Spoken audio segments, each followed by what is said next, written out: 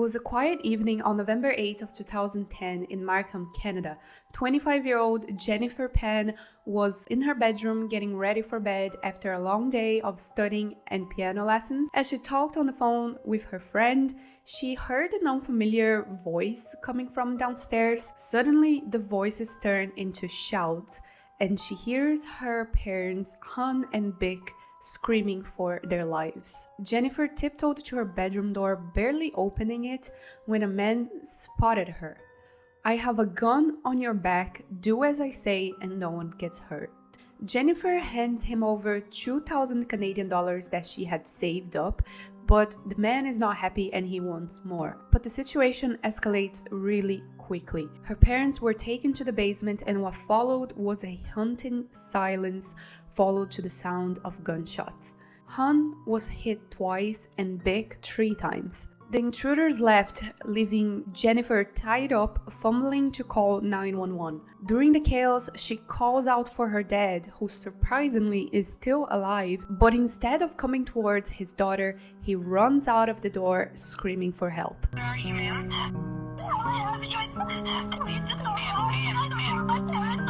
Calm down. What the people broke into the house? Okay, take the $1,000 money. Okay, ma'am, you ma'am.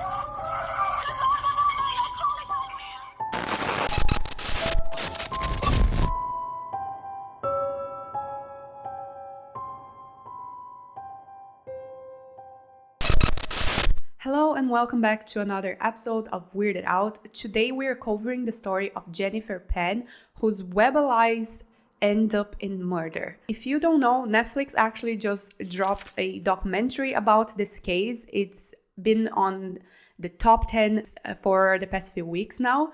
But after I watched it, I noticed that there were quite a few gaps in the story. So get ready because we'll be doing a deep dive today. Now, if you like true crime, dark and mysterious stories, make sure to follow on YouTube and Spotify so you never miss an episode.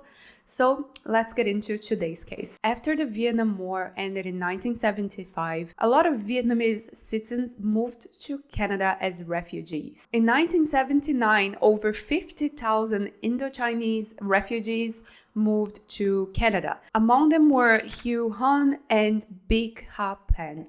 Now, Han and Vic arrived in Canada separately, but they eventually met and started a relationship and ended up getting married. They were both really hopeful for a new life away from their country, and they just wanted to make sure they had the best life they could get. Both of them worked at the same company, an auto parts manufacturer, and their whole goal was to work really hard to make sure they were making a good living and achieve comfort that they never had in their home country. In the 17th of June of 1986, they have their first child, Jennifer. And only a few years later, in 1989, they have their second child, Felix. So they settle in Markham, Ontario, which is known to be a very diverse city with a big Asian community. It seemed perfect, right? Low crime rate, family vibes, exactly what they wanted. So they worked their butts off at their auto parts manufacturer job and they saved up, and by 2004 they ended up having enough money to buy their very first home. They even managed to buy a Lexus and a Mercedes, which are very nice cars. Sounds ideal, right? Two smart kids, a beautiful home, nice cars, and financial stability. But with all this success came along high expectations for their kids. So Jennifer and Felix were expected to be high-achieving children. Like many immigrant parents, Vic and Han set high standards for their kids, driven by a desire to give them opportunities that they themselves never had. And they were often referred to as tiger parents. If you don't know what that is, it's basically an approach that's extremely strict, where they want their children to completely focus on their academics and just don't tolerate any failure. And this overprotective parenting might have been a result of Han and Vic's own traumatic experiences. Just imagine being a teenager in a country at war, in chaos, and having to leave your family behind to look for a better life. It's understandable that these parents would want to spare their kids from similar hardships. However, this leads them to accidentally overprotect their kids, keeping them from important life experiences and suffering from a lot of anxiety. Now, Hen, the father, was the most rigorous one. He was the one who set all the house rules. And Vic, the mother, she played more of a supportive role. She would sometimes visit Jennifer's bedroom to comfort her if she noticed that she was overwhelmed or upset. And during those moments, she would reassure her that they just wanted her to do her best. But that's not exactly how it was. They wanted her to be the best. And Felix and Jennifer, as you can expect, were known to be really well-behaved children. Felix in particular was influenced by his dad to pursue a career in mechanical engineering, as Hen wanted him to continue the family's career path in the automotive field, and Han also had a lot of high expectations for Jennifer. By the time Jennifer was 4 years old, she was already enrolled in piano lessons, and when she was in elementary school, her parents also enrolled her in figure skating. Now, Jennifer actually really loved figure skating, and she even dreamed of it as a career. She really wanted to compete in the 2010's Winter Olympics in Vancouver. But that dream would end up being crushed when she suffers a knee injury, which makes her never be able to figure skate again. Now, the parents monitored Jennifer's every move. They would pick her up from school, bring her to all her extracurricular activities, and they also wouldn't allow her to go to any sort of social events, so school dances, birthday parties, or hang out with school friends, unless it was for studying purposes. And if parties were forbidden, then boyfriends were almost considered a crime by her parents. They once allowed Jennifer to go to a sleepover at a friend's house, but they dropped her off really late at night and picked her up early in the morning. So as you can see, it was all very controlled. And of course, Han and Vic would tell her that all those rules were because they loved her so much and they wanted her to have a good life. But Jennifer didn't see it as that, and her school friends could also see that this was not normal. Some of her classmates ended up saying that her parents treated her really badly and that they were extremely over-controlling. And as you can imagine, her school life wasn't easy at all. It was very challenging for her because she had to exceed those expectations from her parents. She went to a Catholic school, which, despite having typical strict rules for your dress code and high academic standards, it was actually a very diverse school with a lot of different groups of people. And Jennifer was able to make friends with everyone. She was often called a social butterfly by other classmates because of how easy it was for her to make friends. And at her school, people who studied really hard and were high achievers were considered to be the cool kids. And Jennifer was definitely one of them. This all sounds really great, right? Okay, she has a strict life with her parents, she has to achieve her grades, but she is socializing in school, she's fine. But no, she definitely wasn't. Her life was like she was running a marathon that never ended. And after a full day of school, like I said, she would have to go and do extracurricular activities. So either if those were piano lessons or any other school activities, she also even started swimming classes and doing martial arts. So she had a very busy schedule. She was also in the school band where she played the flute, and it's a lot. It's a lot for a kid to do. And after a long day of school and practice, Jennifer would come home really late, but she would have to stay up until midnight to do homework and other studies. Then she would have to go to sleep and repeat the same thing the next day. So yeah, I'm exhausted just by thinking about it. It's a lot of pressure for a young girl to go through. Jennifer had no time to just simply be a kid, no time for playing, talking about boys, just normal activities that other kids would do. While studying and developing your skills matter, it's also very important for kids to learn how to socialize, to have fun activities, and learn different skills that are not just academic related.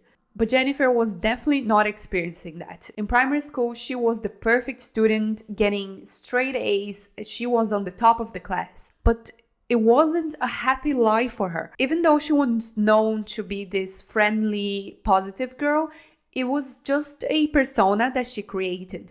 She would call it her happy mask. And beneath that mask, she struggled with a lot of self-doubt, shame, and feeling that she could never meet her parents' expectations. And you can only imagine the amount of anxiety that would bring to a kid. When she was about to graduate from grade 8, she was expecting that she was going to be named valedictorian. And if you don't know what that is, it's just a student who has the highest grades on the class, and they are kind of named to be the front person for the class and even do a speech during the graduation. But unfortunately, she wasn't named valedictorian. And you can imagine she was deeply disappointed because her parents were also expecting that this would happen. And she was feeling like all her hard work, all her studying, her high grades were for nothing because she didn't make the highest in class. But she told everyone that she was fine. She pretended that she didn't care, that it didn't bother her at all. Again,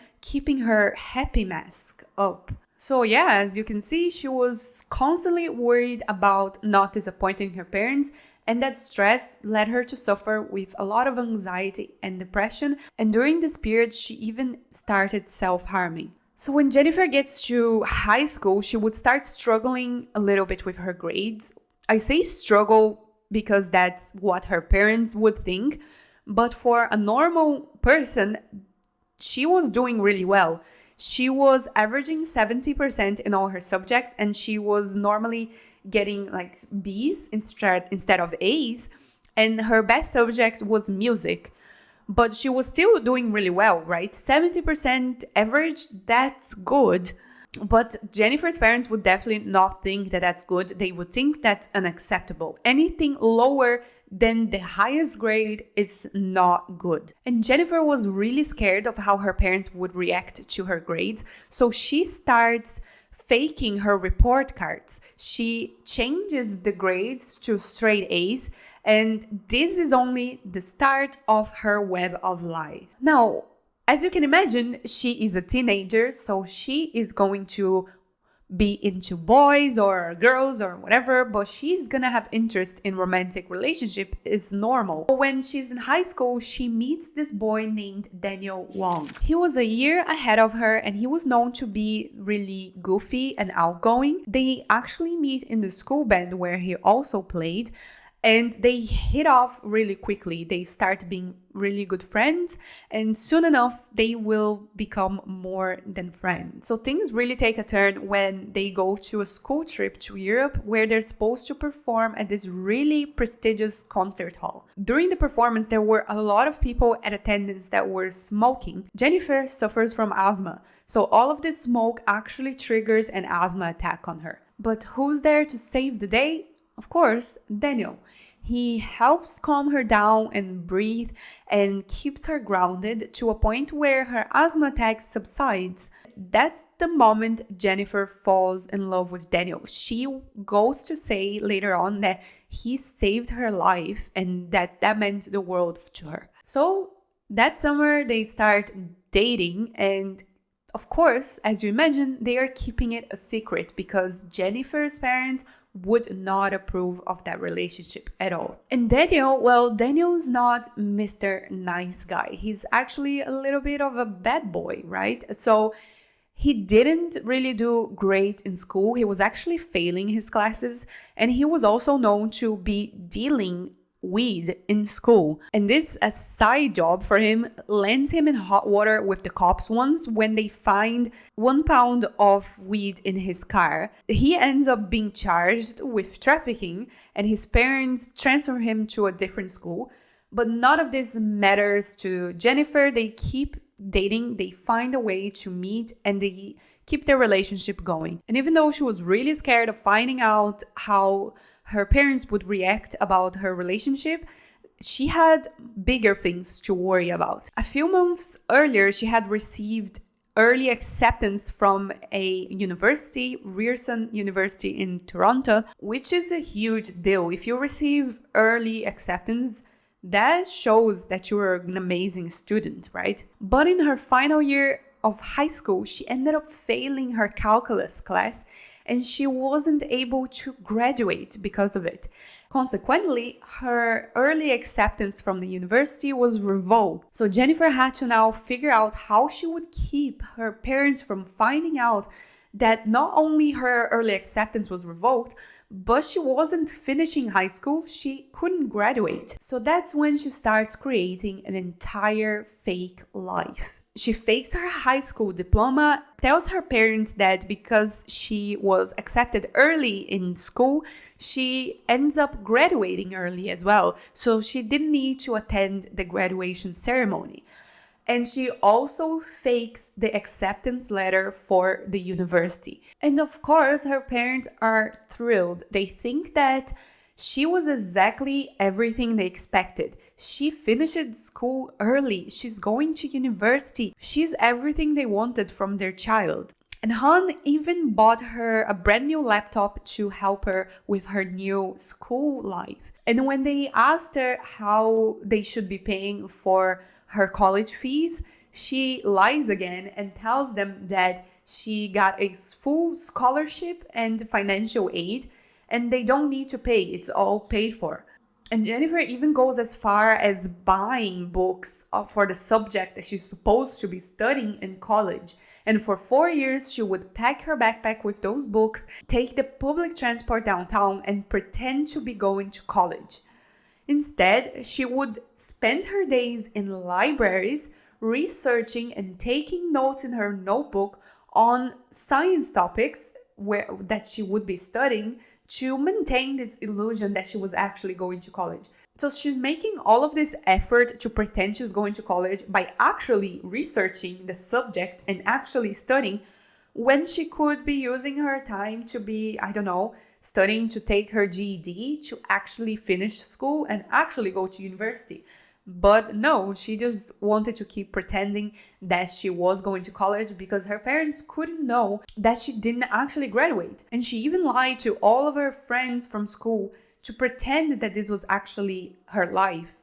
Now, when she wasn't playing pretend in the library, she would hang out in coffee shops and even visit her boyfriend Daniel at his university. And she even started picking up a few jobs to support herself. So she would work giving piano lessons and also work day shifts at a local restaurant where Daniel also worked as a kitchen manager. And whenever her father questioned her, asking her to give more details about her college life, her mom would come to the rescue and tell the dad to just let her be herself. And even though now she's supposed to be in college living an adult life, her parents were still forbidding her from any sort of socializations and boys, any parties, especially situations that involved alcohol. And as you can imagine, Jennifer's dad had high expectations on her college life as well. He expected her initially to be studying medicine, but Jennifer has a really weak stomach. She didn't do really well in front of blood. So he knew that her going into that career for medicine wasn't a good idea. But he still wanted her to pursue some sort of medical field. So he told her that she should go for pharmacology instead. And Jennifer absolutely agreed with it because she wasn't going to college. So it didn't matter exactly what subjects she studied because it wasn't going to happen anyway. It was all a lie. But she takes this whole pharmacology thing to her advantage. She lies to her parents, telling them that she was accepted at the University of Toronto's pharmacology program, but the commuting time was really long, so she managed to convince her parents to allow her to stay at a friend's house named Topaz for 3 nights a week, so she didn't have to commute for so long. And they agree, and they let her stay at the friend's house. But of course, she was lying and she was not going to be staying at her friend's house. Instead, she was staying with Daniel and his family. And in order to achieve that, she also had to lie to Daniel's parents. She told them that her parents were aware of it and that they approved. And every single time that Daniel's parents said they wanted to meet her parents, she dodged it. She made excuses to avoid them finding out the truth. So now she's 2 years into college and her parents continued to believe all of her lies somehow, which to me is kind of strange because it doesn't make sense that they didn't ask for any proof or anything. They seem to be so controlled and strict, and they didn't ask to visit her on campus or anything like that. But okay, they believed her anyways, and they completely bought all her fabricated life. And the only person who was aware of Jennifer's lies was Daniel. He even helped her find someone online who could fake a transcript with only straight A's to not only continue the lie that she was going to college, but also prove to her parents that she was still the best student. Now, after 2 more years, it was already time for Jennifer to graduate from college. And her parents were expecting a full graduation ceremony like any college would do. But Jennifer, again, has to lie because they can't go to a graduation ceremony. There isn't one. So she tells them that because her college class is very big, that all the students were only allowed to bring one person to the ceremony. And because she didn't want one of her parents to feel left out, she decided to just give away her ticket, and she's not bringing anyone. She's just going by herself. Now, 4 years have passed. 4 years of lying and pretending to live a life that she wasn't living. But she couldn't stop now. It was too late. She was way too in deep in this lie. And even though her fake university life was now over, she kept lying. She told her parents that she was going to start volunteering at the blood testing lab at the sick kids hospital. To suit her plans even more, she told them that she was gonna have to do a few late night shifts on Fridays, Saturdays, and Sundays. And the reason for that is because she suggested that she would spend more time at her friend's Topaz's house, because the hospital was far away and her friend Topaz lived near the hospital. But Han finally starts becoming suspicious about Jennifer's stories because he noticed that she didn't have a uniform or a key card for her job at the lab, and that makes no sense. So he had a really bad feeling about the situation, and him and Vic go into detective mode. So they insist in dropping Jennifer off to work the next day to be able to see her workplace for themselves.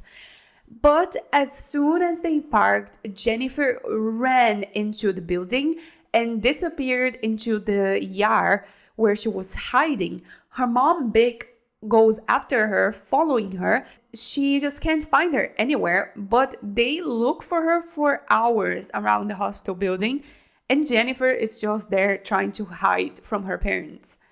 And I can only imagine being at this hospital and actually working there, and getting this couple looking for their kid and running around for hours. It's just such a weird situation. But eventually her parents gave up and went home without her. And the next day, they are detective mode on. They need to find out what's going on because they are very suspicious about the whole situation. The way that she reacted at the hospital definitely meant that something was wrong. So they called Jennifer's friend Topaz, who she was supposed to be living with, and he revealed the truth, that Jennifer has never stayed at her place. Never. Not now when she's working at the hospital, and not when she was in university. So when Jennifer comes home, her parents confront her to the point that she finally admitted to lying. But she didn't tell them all of her lies. She only told them that she wasn't volunteering and that she hadn't attended the University of Toronto. And she also told them that she had been living with her boyfriend Daniel all of this time. So imagine the shock of her parents to see this revelation. And this was enough to make them furious. But the thing that made them more angry wasn't even the college situation or the fake job at the hospital. It was the boyfriend, Daniel. They completely disapproved of this. And like I said before, this to them is like a crime. You can't have a boyfriend. That is basically illegal in their family. And Han was so angry to the point that he tried to kick Jennifer out of the house, but Big convinced him to let her stay. But they confiscated her phone and laptop for 2 weeks, and she was only able to use it when her parents were around. And her movements were even more monitored. They would do like surprise checks on her messages to make sure that she wasn't talking to Daniel. And of course, they strictly prohibited her from seeing Daniel. And Jennifer was forced to quit all her jobs at the restaurant, except for the one where she was teaching piano. That one she was allowed to keep. And her parents were even tracking the miles on her car to make sure that she was following the rules and only going to the piano lesson and nowhere else. So if Jennifer thought her life was a prison before, well, it just turned into maximum security. But like I said,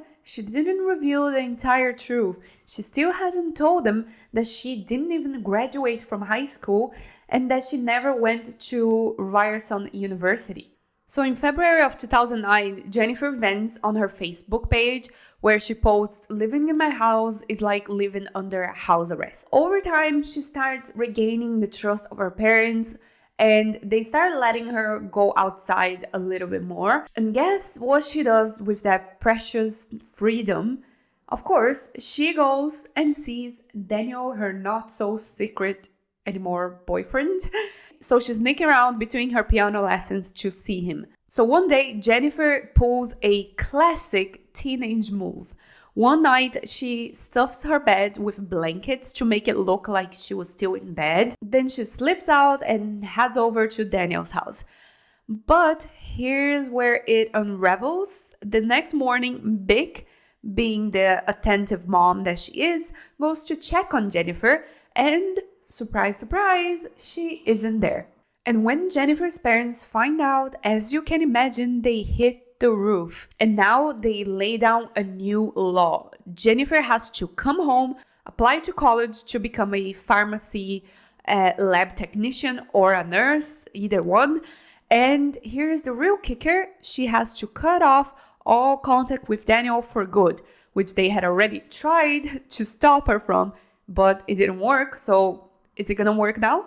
What do you think? So yeah, just when Jennifer thinks she's inching towards a little bit of freedom, her world tightens up again and major life decisions are being made for her. But all of this mess, all of this drama and those rules would make Daniel start getting really tired of their relationship and all the constant lies and sneaking around. So he tells Jennifer that it's time to end things. And yeah, just like that, he breaks it off. And of course, Jennifer is devastated because she is obsessed with Daniel. She's so in love with him. He is the only good thing in her life. And to make things even worse, only a few days after they break up, Jennifer finds out that Daniel has a new girlfriend, a girl named Christine. So Jennifer comes up with a really wild plan to try and get Daniel back and push Christine completely out of the picture. So she spins this terrifying story to Daniel, telling him that one day she was at home and a man knocked on the door.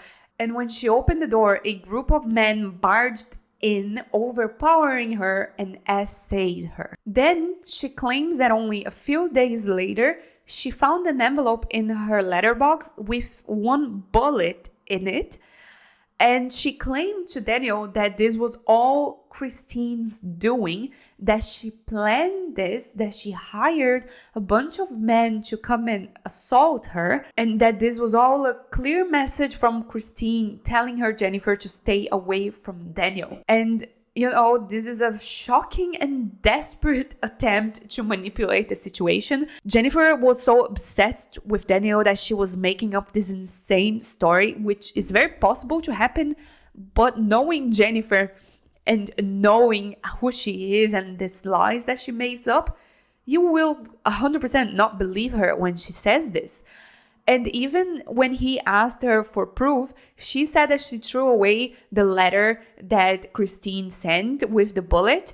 So I think that's weird because, you know, why didn't she just create a fake letter if she was so used to making those fake report cards? She could have just wrote a fake letter. I don't know. So yes, Daniel is kind of suspicious. He doesn't know if he believes her or not, but he goes back to talking to her and like flirting with her. So now we're fast forwarding to the spring of 2010, and at this time, Jennifer ends up reconnecting with a school friend, Andrew Montemayor. So one day she's talking to this friend online and she tells him about her life and her dad and how she's so tired of being controlled.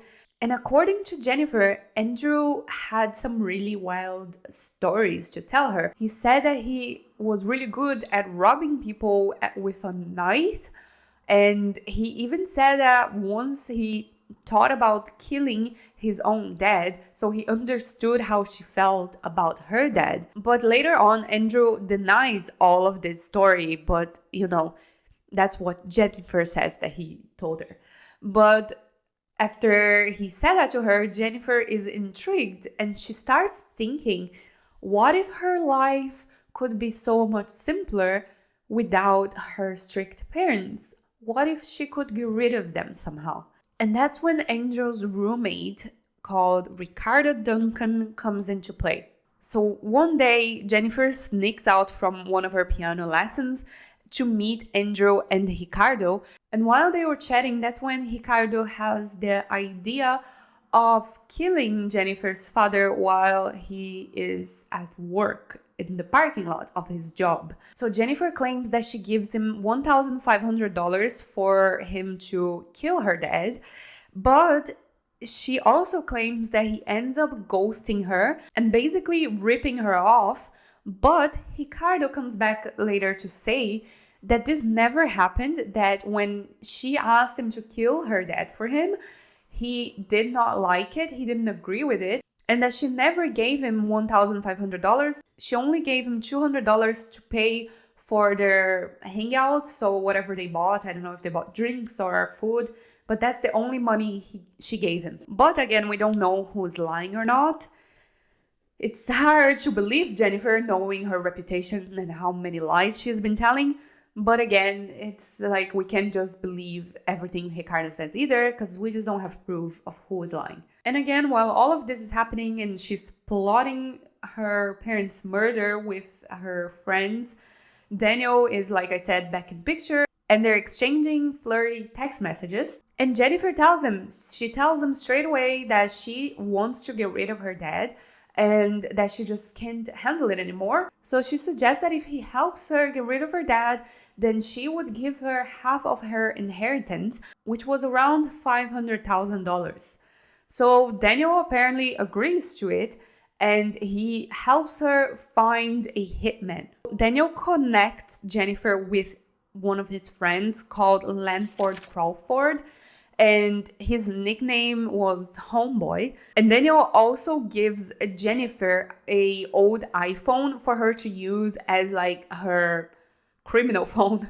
And that's the phone they would use to communicate between each other and also to talk to Lanford or Homeboy. But on November 2nd, things start getting a little bit messy with their plan, because Daniel tells Jennifer about his feelings for Christine. He tells her that he loves her. So he even goes to say in a text message that whatever Jennifer feels for him, that's what he feels for Christine, which is a strange thing to say, I guess. And Jennifer tells him, okay, so if you are so in love with Christine and you don't want to do this with me anymore, then just cancel things with Homeboy. Because the whole plan was for them to run away together after killing her parents. And Danielle was like, no, you told me you wanted to do this for you, for your life, not for me. So you wanted to do this with or without me. And Jennifer thinks about it and she's like, yeah, you're right. I want to do this anyways. I don't care if you're, going to be with Christine or not. I'm still going to go through with it. So on the morning of November 8th, Jennifer texts Homeboy and tells him, today after work is the day you'll come here and kill my parents. So that night, the stage was set. Jennifer's watching TV in her bedroom and talking to her friends before bed. And her mom just got home back from line dancing, so she was in the living room just soaking her feet to relax a little bit.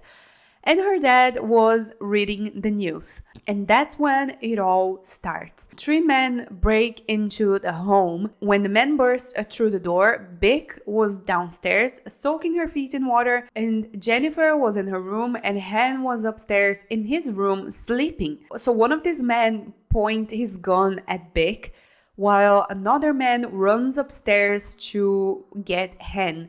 So he points a gun to his head and he wakes up terrified, seeing this strange man at his house with a gun. So the man brings him downstairs next to Vic. The third man is upstairs. Jennifer walks out of her room and he grabs her, tells her to show him all the money in the bedroom. So she gives him the $2,000. And he asks her, where is the rest of the money? Give me more money. So he drags her to the parents' bedroom and she shows him where there's more money, gives him a little bit more. And he kind of trashes the whole bedroom as if he's looking for something else, more valuables. So after Jennifer gives him all the cash, he brings her downstairs and ties her to a banister. So her two hands were tied behind her back, and her right arm was tied to the banister. Then the two men start shouting at her parents, and there's a lot of commotion going on, and the parents are actually asking for them to not hurt Jennifer. And one of the men says, don't worry, we're not gonna hurt her, she's a good kid. So that's when they drag both the parents downstairs to the basement, cover their heads with blankets and shoot them. So Han is shot twice and Vic 3 times. Her mom died instantly and her dad somehow was still alive. But the men, they didn't know that he was still alive, so they think their job is done, so they get up and leave. And somehow Jennifer manages to get her phone from her back pocket and call 911. But of course, she was lying about this. She was not tied up. She was free. She was walking around the house free, giving those men orders to kill her parents. So she calls 911 pretending to be so upset and hurt and freaked out. Where are you, ma'am? Please just go home. I don't know my parents. Ma'am, calm down. What? Some people broke into our house. Okay, to show us all his money. Ma'am, where are you? What? Avenue Road. Yes. Can you spell the street name for me, please? Dad?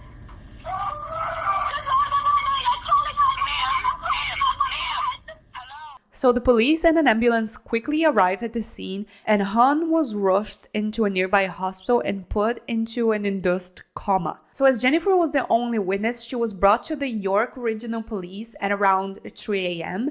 to get interviewed. And during the interview, she told the police officers that there was a home invasion, that intruders tied her up, rummaged through her house for money, and then took her parents to the basement where they were brutally shot. And if you watch the interview, I'm gonna play some snippets of it, but you can see that while she's telling the story or the events of what happened, she doesn't show a lot of emotion.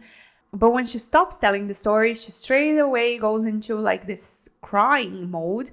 And the police officers, they initially think that she's just traumatized, that she can't really recall the events properly, or that she keeps switching from feeling really upset to not feeling anything at all while she's telling the story. I heard my mom calling for my dad to come down, and that's when I lowered the volume on my TV, and I could hear the voices weren't any voices I was very familiar with, and so I was scared and I couldn't move. I just sat in my room for a while, and then I thought I heard them all leave the top floor, and I peered out of my bedroom door, and a guy was there, and he came at me and had string in his hands and tied my arms back and said, I have a gun behind your back. Do what I say. If you do what I say, then no one will get hurt. Where is the money? Show me where your money is. A bit of money put aside from when I was waitressing, cash. So I showed him where it was, and he took it and put it in his pocket, I think. And then they pushed me to my parents' room and asked me where the money was there, and I didn't really know. So they kind of like, one was right beside me, blocking my way to the door, while the other ones turned over the bed to find some more cash in my mom's bedside table. Oh, I think I heard my parents going down the stairs, and my mom was asking them for me to come with them. They wouldn't let me come with them. The last things I heard them say was, "You lied to us, you lied to us." And then I heard 2 pops. My mom screamed. I yelled out for her. And a couple more pops.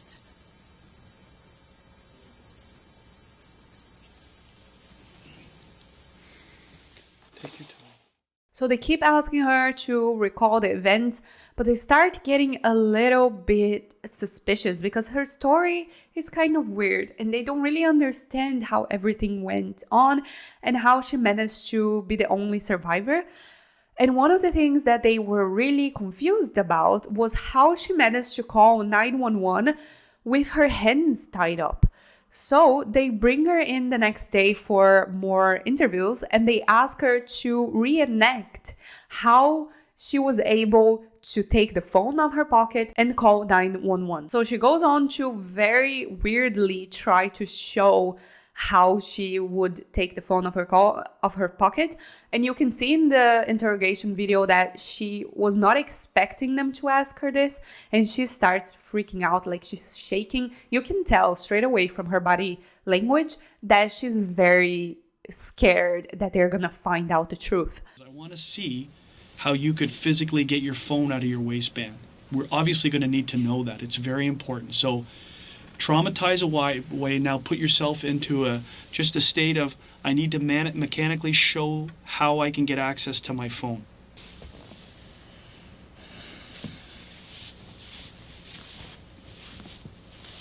Stand up and turn around. Put this in the side that you believe it was in. Great. Turn around so that you're looking away from me. You're looking exactly like, now here is where the banister is. Put your hands back behind your back, exactly how you remember they were. Okay? Now, and are you restrained from movement? How far can you move your hands from the banister? They tied my upper arm Yes? around the banister, Yes? but my hands were bound together. So your hands bound together, and this is the arm that's the strings wrapped around against the banister? Mm-hmm. Okay, so now how can you get to the phone? And how do you make the phone call? 911? Mm-hmm. And do you talk down like that? Yes, I'm yelling at the phone like this. And how can you hear? I turned the volume on max. Yes?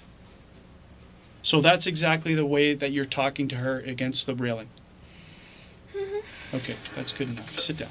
Put your sweater back on. You just put your sweater. Yeah. You want some more water? I'm okay. Okay.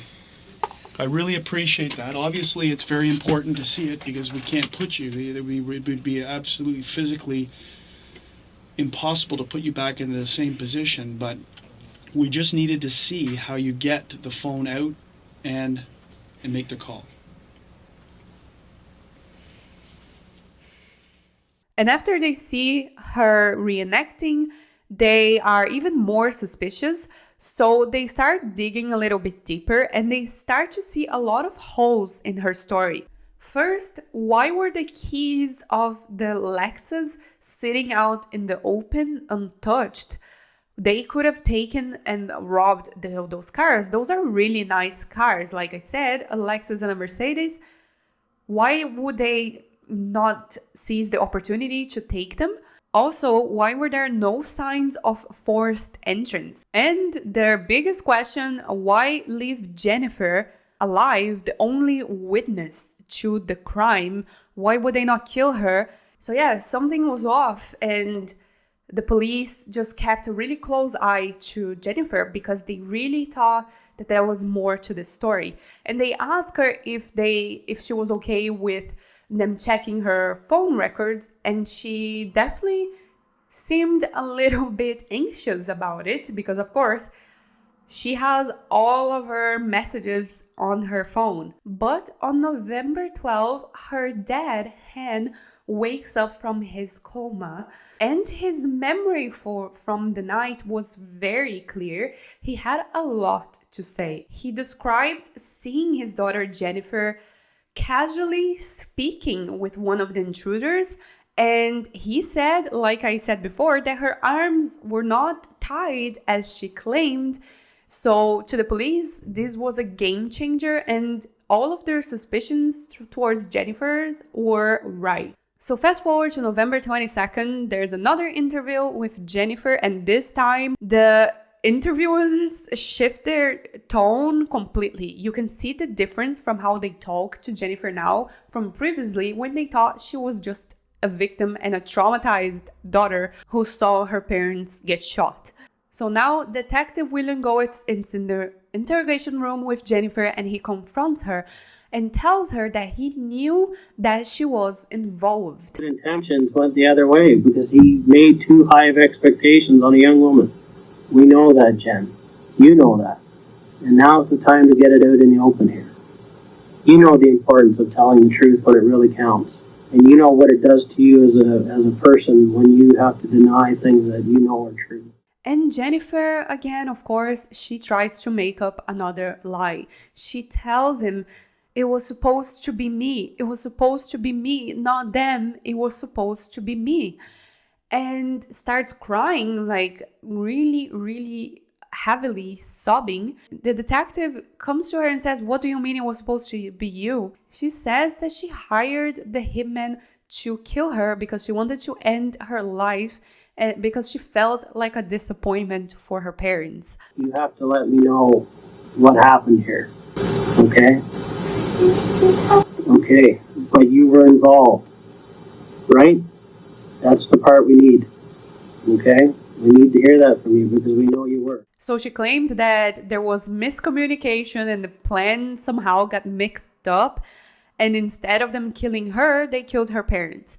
And of course, the detective doesn't believe it. He says in an interview, it makes absolutely no sense for you to have hired someone to try and kill you. If you wanted to die, you could have done that in many different ways. You wouldn't go and pay someone money to end your life. You gave them that money to kill your parents, not you. And what she didn't know is that they done a in-depth analysis of her cell phone records and her texts. They knew everything that happened. And with her dad's testimony, she was in big trouble. So they don't believe a word of what she says anymore, and they arrest her on the spot. And they also round up Daniel and Crawford, or Homeboy, and the two other men that were hired to kill her parents. So all 5 of them were charged with first-degree murder, attempted murder, and conspiracy to commit murder. So the trial kicked off on March 19th of 2014, and it was originally supposed to only last 6 months, but it ended up going over to 1 year. There were over 50 witnesses taking the stand, and there were 200 exhibits filed. So it was quite an intense trial. And Jennifer herself spent 7 days on the stand under the spotlight, trying to kind of dance around those incriminating text messages with Crawford and Daniel.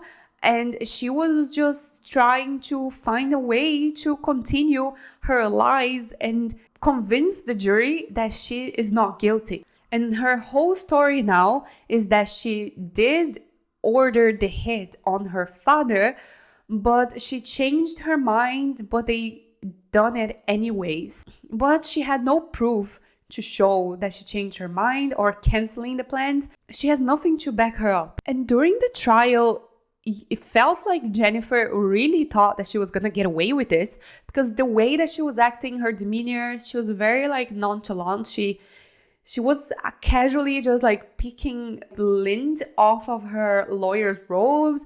She just seemed that she didn't really care. And she really believed, she was so delusional, she believed that she wasn't gonna get in trouble. But when the guilty verdict was read out loud, well, her whole demeanor changed. Of course, she is terrified because she is going to jail. So for the charge of first-degree murder, Jennifer was given a life sentence, which in Canada, a life sentence has no possibility of parole for 25 years. So it seems that after those 25 years, they are capable to apply for parole. Correct me if I'm wrong. And she was given a second life sentence for the attempted murder of her father. Now, Daniel and the other men were also given a life sentence. Now, something that's very sad, but it's understanding, is that Jennifer's family requested a non-communication order that would completely prevent her having any sort of communication with anyone from her family. So that completely severed any ties that Jennifer had with any of her loved ones. And this whole story is so sad because Han and Felix were left completely traumatized and broken from this. In their victim impact statements, Han and Felix talked about the devastating toll that this whole thing had taken on their lives. And Han expressed how he felt. He said, "When I lost my wife, I lost my daughter at the same time. I don't feel like I have a family anymore. Some say I should feel lucky to be alive, but I feel like I am dead too." This man lost his wife, but also his son is left traumatized, and he lost his daughter because his daughter is gone, and whoever he thought his daughter was, it's not the same person, because he never thought she would be capable of doing something like this. Hen is also left unable to work because of his injuries. He suffers from anxiety attacks, insomnia, he has a lot of nightmares because of the whole situation, and he's in constant pain, so he gave up one of his favorite hobbies, which was gardening. He also doesn't listen to music anymore, and he has no joy in his life. He has also tried to sell the family home, but nobody wants to buy it. But he doesn't want to live there anymore because of all the memories and bad memories that it brings him.